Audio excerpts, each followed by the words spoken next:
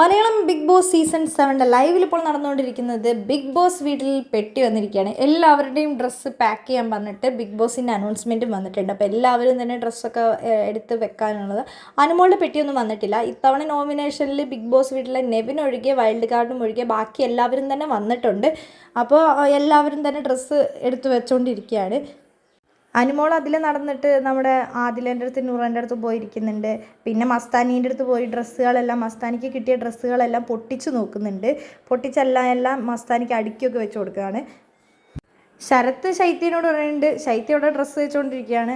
നമ്മൾ പുറത്തിറങ്ങിക്കഴിഞ്ഞാൽ നമുക്ക് പുറത്ത് വെച്ച് കാണാമെന്നൊക്കെ പറയുന്നുണ്ട്. ഈ ആഴ്ച എല്ലാവർക്കും നല്ല ടെൻഷനുണ്ട്, ആര് പുറത്ത് പോകും ആര് പുറത്ത് പോകുന്നതാണ്. ആര്യം പറയുന്നുണ്ട്, അപ്പാണി ശരത്തൊന്നും പുറത്ത് പോകില്ല, ശൈത്യനെ പോലുള്ളവർ പോയിട്ടാണ് അപ്പാണി ശരത്തൊക്കെ പുറത്ത് പോവുള്ളൂ. നീ നല്ല സ്ട്രോങ് ആണ്, നീ നിൻ്റെ രീതിയിൽ തന്നെ ഇനിയും ഗെയിം കളിച്ച് മുമ്പോട്ട് പോകുക. മസ്താനീനെ ടാർഗറ്റ് ചെയ്യാനൊക്കെ പറഞ്ഞു കൊടുക്കുന്നുണ്ട്. മസ്താനിയാണെങ്കിൽ അതിലേറെ ടാർഗറ്റിംഗ് ആണ്. അപ്പാണി ശരത്തിനെ കൊണ്ട് എന്നെ അടുപ്പിക്കണം, അപ്പാണി ശരത്ത് എന്നെ അടിച്ച് പുറത്തു പോകാനാണ് ഞാൻ ഇനി കളിക്കുക എന്നാണ് മസ്താനി പറഞ്ഞിരിക്കുന്നത്.